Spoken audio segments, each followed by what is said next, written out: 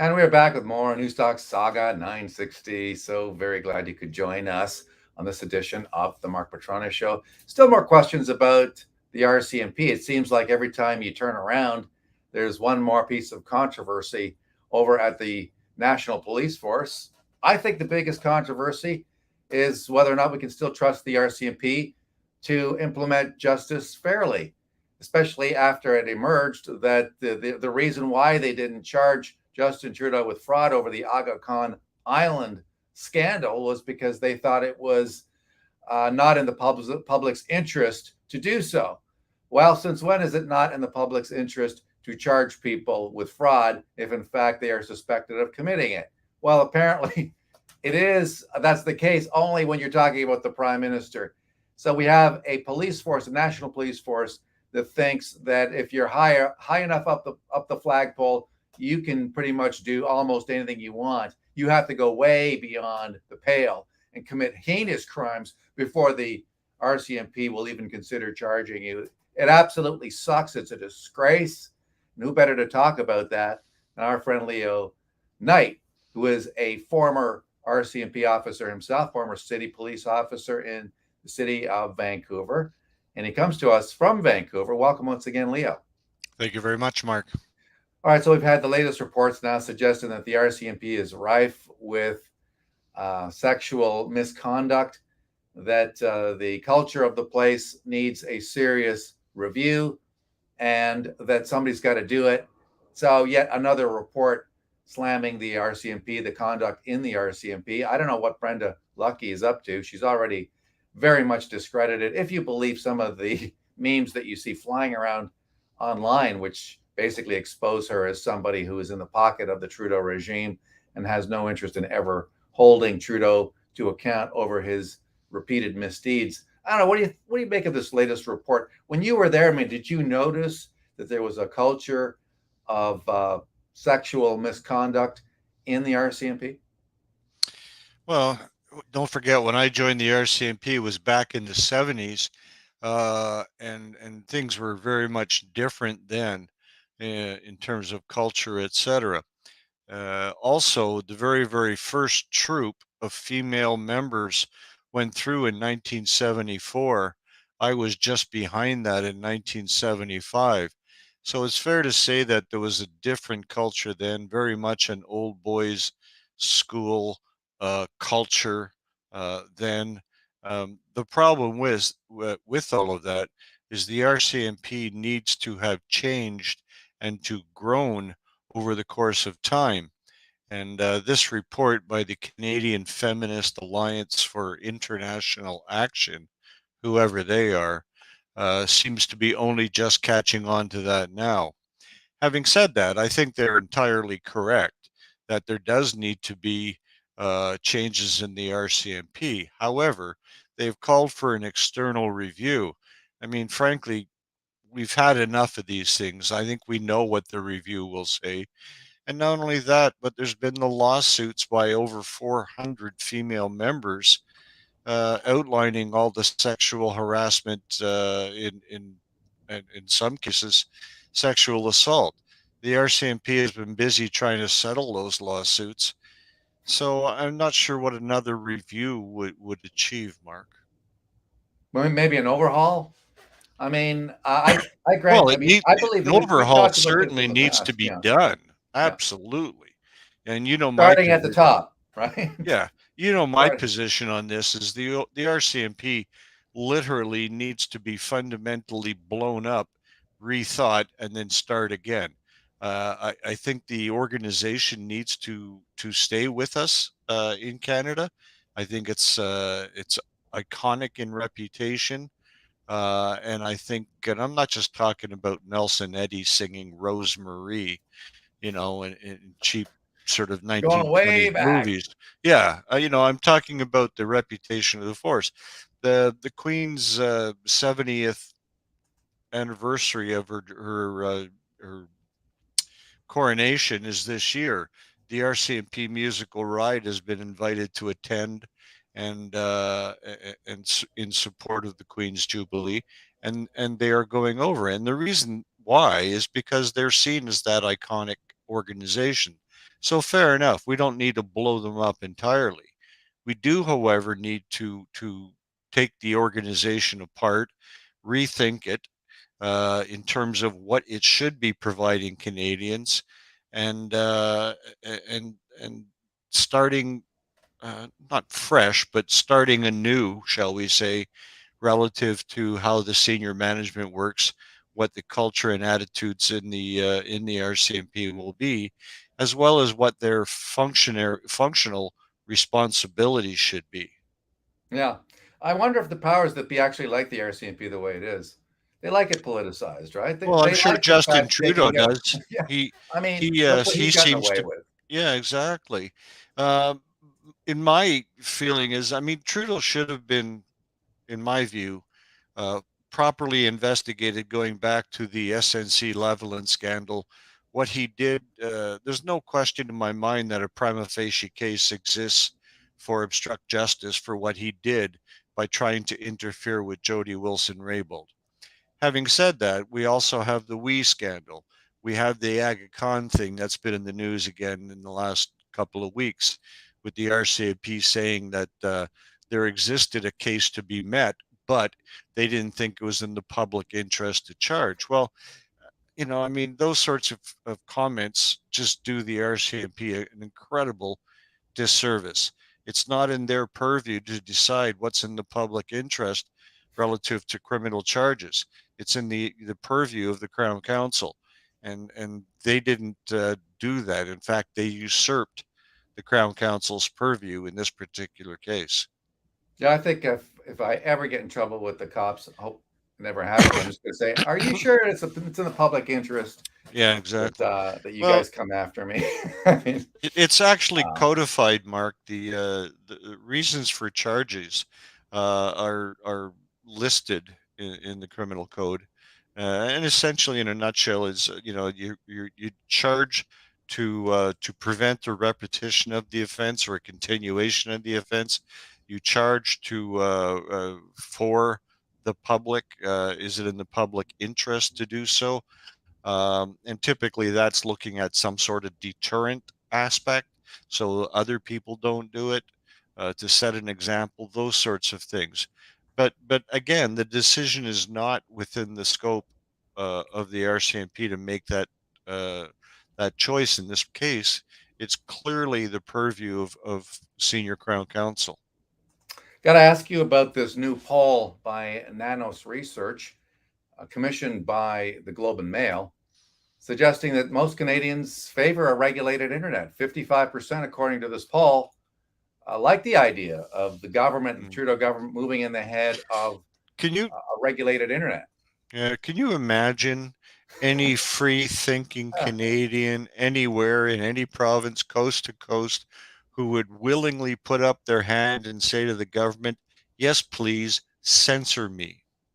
No, I can't, and I You don't know, think it's true in this case. it's a stupid poll. It's a ludicrous story. The Globe and Mail should be embarrassed for even printing such drivel. And yet they have, and they And ran yet, it. I but think that's that not there's unusual. They print uh, drivel on a regular basis. I mean, I'm almost embarrassed for the Globe and Mail. A majority of Canadians support federal government's plan to regulate the internet, poll says. And that plurality, I guess, is what, 55% of Canadians, that according to what the headline is. And then, Leo, you dig down into the actual poll, and I think it tells a very different story. When you go into the PowerPoint that Nanos Research has provided, you can go online, check it out at nanos.co, and it says support for greater regulation of the internet by the federal government, and they have a pie chart, Yeah. and you can see it there. It's quite different than some idea that you got 55% support. So you've got 29%, according to this poll. This is 1,005 people polled. So we're not talking about a massive sample size here, but okay, fair enough. So it's 29%. And then you've got 26% who are opposed. Okay, 29 for, and you've got a 3% margin of error. So guess what? It's, it could very well be a dead heat. Then you've got 26% somewhat support it, and then you got 11% that somewhat oppose. I'm going to ask you a question. What's the difference between somewhat supporting and somewhat opposing? To me, they're I the don't know. same thing. Yeah, It's all it's all in the you're way the question is asked in the first instance. Secondly, you know, much broader discussion if you want to have it one day, Mark, but you as a pollster can make a poll say anything. You know, it's the way that you ask the question, but more importantly, it's the way that you ask supplementary questions to whoever you're talking to. You can get them to say whatever you want. In this particular case, though, I don't buy any of it. I don't believe that Nanos specifically got these results. I'll say that, and I'll question their integrity on that. More to the point, I'll question the integrity of the Globe and Mail for supporting this nonsense. Again, I go back to my original statement. Who in their right mind in Canada, from coast to coast, would put up their hand and say, yeah, I want to be censored? Nobody. It's nobody. ridiculous. But it's the It's, headline that they got, right? So I yeah. think the Globe and Mail wanted the headline saying that the majority of Canadians Well, support. they And wanted the so, headline to yeah, support what the Liberal government is trying to do. One right. of the things they're trying to do. So it's about swaying public opinion. It's not Exactly. reflecting. For This the is not Liberals. about, yeah, that's right. It's not about reflecting government opinion or the public opinion. It's about trying to sway it. It's about telling you basically that if you are not on side with internet regulation, that somehow you're offside with what the majority of Canadians think. They also, part of the poll also looked at the idea of providing financial support by the streaming services, so the Netflix of the world, supporting the creation of Canadian content. First of all, they already do that to the tune of millions of dollars every year, but the regulator wants it codified, wants it part of their regime, which say, you have to allocate X percentage of your revenues or whatever to the creation of movies, But Canadian movies, films, or whatever you want to call it, TV why series. why in the world, just as a side issue here perhaps, Mark, in the year 2022, with what's going on with the internet, World Wide Web, broadcasting, you can reach an audience of millions in the space of a heartbeat with a tweet. Uh, why in the world does the CRTC still exist, and is it still promoting CanCon or Canadian content? Why? Well, it's an extension of government. They don't really consider it part. It's supposed to be arm's length from government as a regulator, and so its So is the job, I Attorney think, General. How'd that work out? it's trying to perpetuate its ongoing existence and the only way they can Justifying do its that, existence, you mean? yeah, justifying it. I mean, times have changed. You still have broadcasters, you still have broadcasting, you still have the telecommunications industries, the regulators, that you can make the case still need regulation. But unfortunately, for the existing broadcasters and for the CRTC, a lot of the content is gravitating online.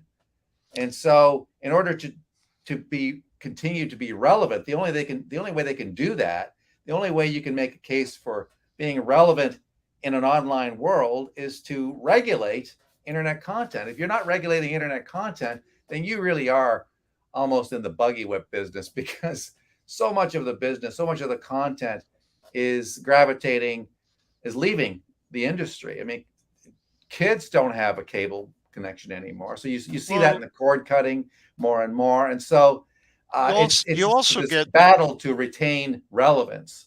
you That's also my get take on it. the question that more than 60% of Canadians get their news from social media and the internet. They don't get it from tuning into CTV or CBC. They don't get it from watching Global or walking to the corner store and getting the Globe and Mail. That's not where they get their news, and that's the majority of Canadians. So again, I ask, why does the CRTC still exist? It's an outdated organization that is clearly outlived whatever usefulness, and that's arguable, they once had. Yeah, I would tend to agree with that. They want to stay relevant because, like any it's like look at the CBC. I mean, you can make the case that the CBC is no longer relevant. And if you were to look carefully at the numbers of people watching it, you could make the case that CBC radio has some popularity, depending on which market it's in. But television, say on Well, the it, news it's it side, has some it's popularity and none of it because they have nothing else.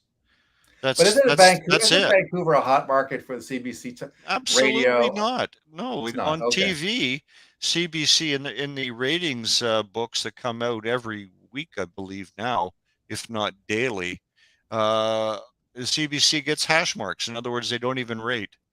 As the CTV, radio, how does radio do? Do you know how? I thought CBC radio did well in the Vancouver market. Now, we might be see going back a few radio years, but radio 3 and 4, which is essentially their music program, still have some following. But then again, you're talking about the blue-haired set, that live the habits of a lifetime. There's not anybody under the age of 50 that listens to CBC Radio 2. It just doesn't happen. Or Radio 1 or what, I don't even know what they're called anymore. I haven't listened to them in no. in years. Um, I mean, you could but certainly make the case that their news, their television news, is just a disaster. I mean, they used to get totally, but millions of I viewers. mean, Now they get yeah, a nothing. couple of 100,000, maybe Yeah, two they're fifty hash from marks. there. Yeah. Basically they're hash marks in the ratings books. Now, so why are we giving them $1.5 billion a year of taxpayers' money? Same with the CRTC. Why do we spend any money on the CRTC? Why couldn't we just save the taxpayers a bunch of money, eliminate what we give the CBC, eliminate the CRTC in its entirety? And I'd actually argue there's other federal departments you could eliminate too. Yeah, Uh, absolutely. But these are cottage industries. They well, why is exist. there a federal Ministry of Health when it's actually a provincial jurisdiction and every It's province has their own ridiculous. Yeah. health ministry? Why is there a federal Ministry of Health? Why is there a federal Ministry of Education? I don't understand it. Why? What I does know. StatsCan do, frankly? Lie. Yeah. Why do they exist? I shouldn't say that entirely lie, but I mean, Well, we do. I I'm guess sure well, we you do could need. make You can an make the case that argument. we have the accumulation of data. Leo Knight joining us on Saga 960 on this edition of the Mark Petrone Show. Really appreciate Leo coming to us from the beautiful city of Vancouver.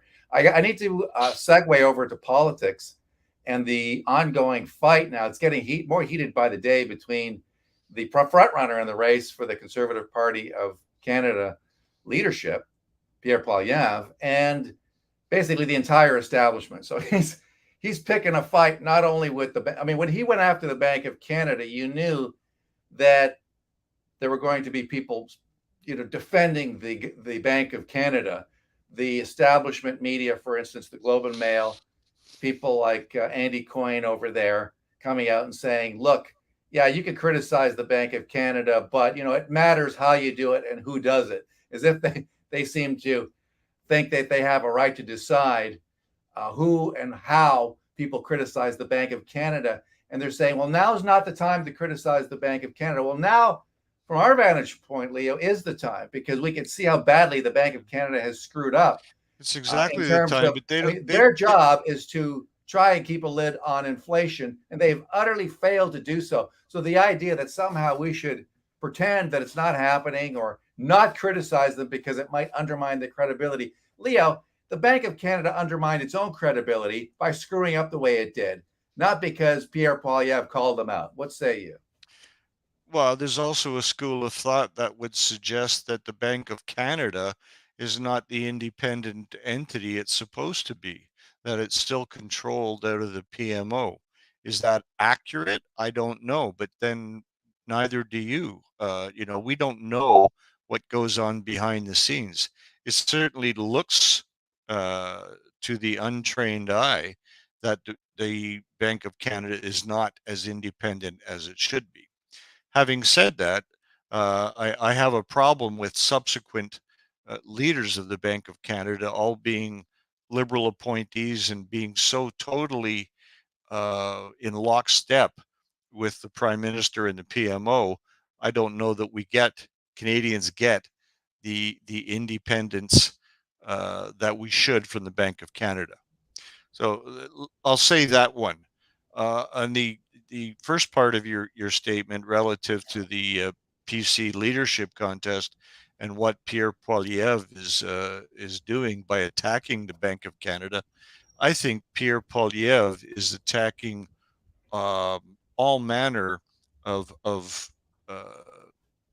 establishment liberal entities, and he's causing all of the people in Ottawa, the Andrew Coynes of the world, literally to quiver in their socks at the concept of him becoming prime minister and destroying all of the things that they've come to know and love. Yeah, I couldn't agree more. But what I like about Pierre is he's not backing down one iota. And I don't know if these people thought that they could get him to shut up, but if that's what they thought, then clearly it has not worked. Let's listen to Pierre on one of his campaign stops, one of his whistle stops, speaking once again to large crowds. I think this is the other thing, Leo, that seems to be driving the elites nuts is every time Pierre has a gathering, he attracts all sorts of people to them. Let's listen to what he had to say here. This tweet here by Pierre Poilievre. The same group of central bank elites who oversaw runaway 30-year inflation now want to start their own digital currency. The government could also track and control at will. I will ban central bank digital currency. Join Pierre. Let's listen. The irony with Bank of Canada that caused all this inflation, 3 times over target right now. And what is their punishment? Well, they're now considering giving themselves even more power.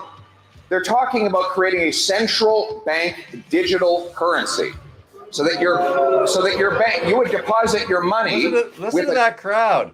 Government-owned bank that actually reports to the finance minister.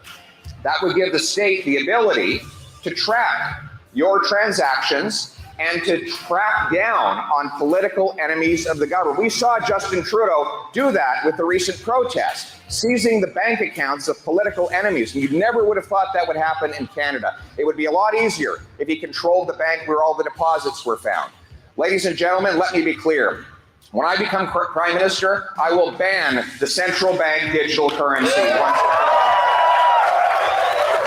All right, so this is the kind of thing, Leo, that is driving the elites nuts. I mean, I saw a backbench Liberal MP tweeting today, says, don't listen to all this stuff about freedom in Canada because Canada is one of the freest countries in the world. Well, we're getting less free all the time. And his point about seizing the bank accounts of protesters speaks to that, but he is rattling their cage. And I think it's a great thing. What do you think? Absolutely. The liberal media are doing their level best to drag Jean Charest, who can across the finish line. Yeah, across the finish line somehow here.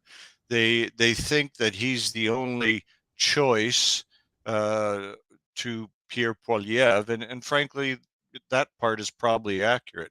Although he's a very, very poor choice.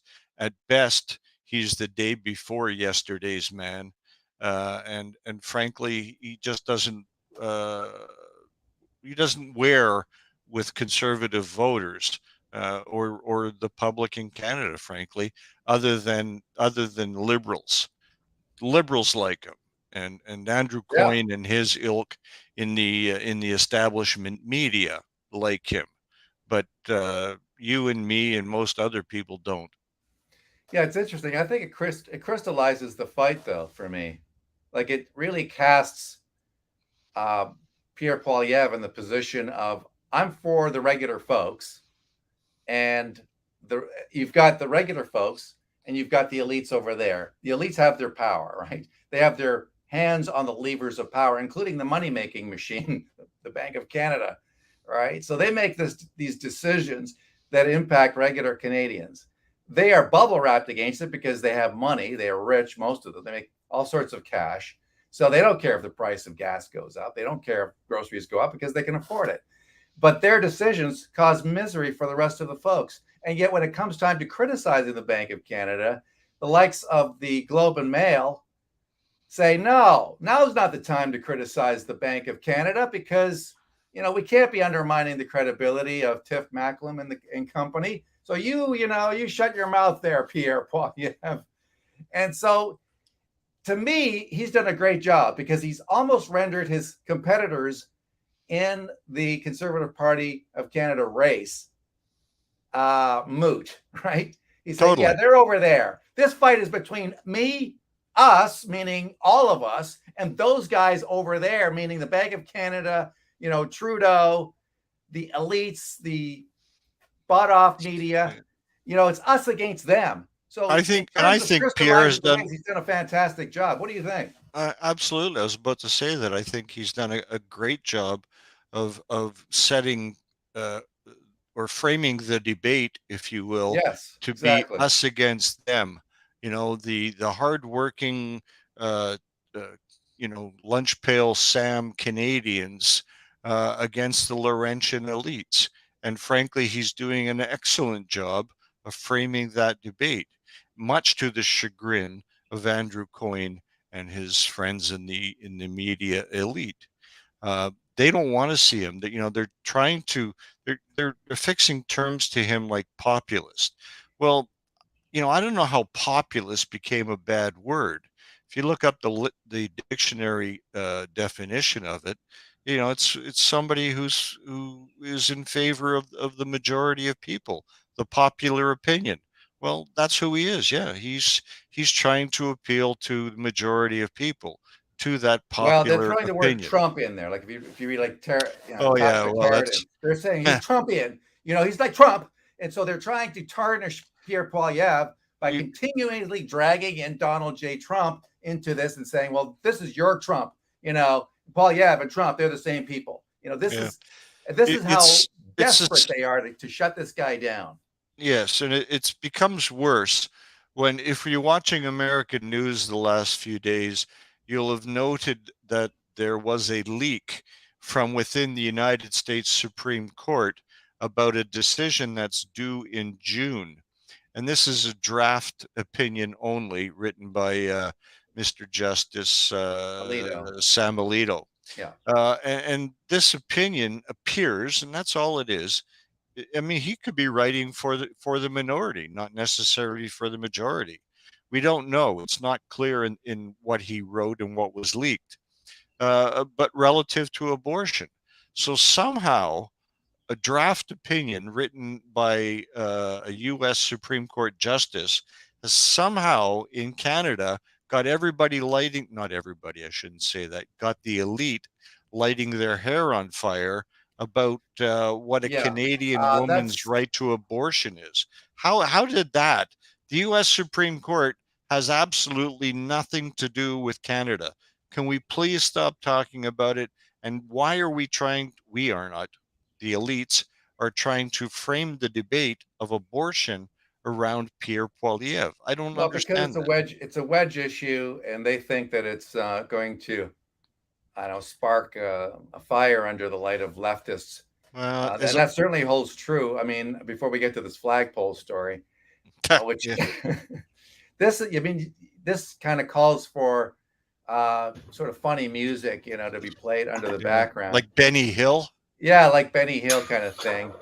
We're dating ourselves, but here's during a surprise visit to Ukraine, Prime Minister Justin Trudeau had some trouble raising the Canadian flag at the Canadian embassy. And so here it is. They're struggling with it. They think they've got it. The funny bit is when one of the women, I don't know who she is, I guess that's part of it, is that a staffer? She starts... They think they've got it, right? So she starts to roll the, I I guess whatever you call it. So she thinks Pull that's the going to bring lanyard up the pulley. lanyard. Okay. All right. So what happens that? Oh, doesn't work out Oh, very well. all right. So I, in a bit of cheek, said that I think, at the risk of sounding sexist, that maybe Justin needed a guy around to help him get it up. Yeah. But that would be a mean thing to say. I don't know. No, and God knows we would never say anything mean. Yeah, no, this whole Ukraine trip has just got me baffled on so many levels. If it's a war zone, what's the prime minister doing there? If it's a war zone, what at the same time was the American First Lady doing there? What was Bono and the Edge doing there, holding an impromptu underlined quote unquote concert in a Kiev underground?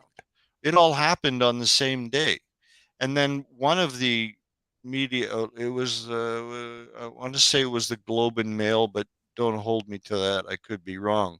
I believe the Globe and Mail was talking about air raid sirens in Kiev when Trudeau was there, trying to make out like it was somehow really dangerous for him to be there, and what a man he is to go there and wave the Canadian flag and all that stuff. Right. It was all nonsense. Sure. First off, the fighting right now in the Ukraine is in the east of the country, in the Donbass region. It is not in Kiev. It was in Kiev, but it isn't anymore.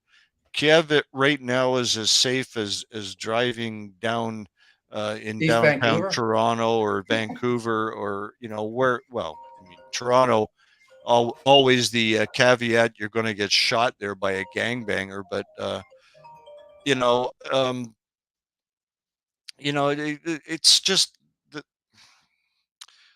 tenor of the debate around this trip to Kiev, frankly, has left me very, very cold in this watching it. Well, they're trying to raise attention on Ukraine again. That's really what it's all about. To me, they think people's attention spans are drifting. I think they want a war. They want a deepening war in Ukraine. Yeah. And so I think it was a way to focus attention once again on the conflict. Maybe they'll show Justin standing next to a mass grave or something, the next trip, just to show the gravitas. Yeah, well, then I keep going back to that flagpole that he couldn't get up. Right. You'd almost think that somebody in the PMO would have given him a lesson or two prior to going live in front of the media. You'd almost think so. I mean, remember when you own the media, you could screw up and they'll cover for you. So maybe he's getting lazy. Well, they did, except we all watched it with our own eyes. Exactly. YouTube. It's YouTube. That's why they want to censor it, and that's why they want to control it. Leo, thank you so much for coming on the show. Really appreciate this as always. You're very welcome, Mark. Check out Leo's terrific website, primetimecrime.com. primetimecrime.com. For great stories, oftentimes about law enforcement, sometimes about the failure of law enforcement, how it can be improved. Leo's an expert in that, and it's a terrific site if you're interested in that. Got to take a break. Back with more on Newstalk Saga 960 and the Mark Petronis Show after this.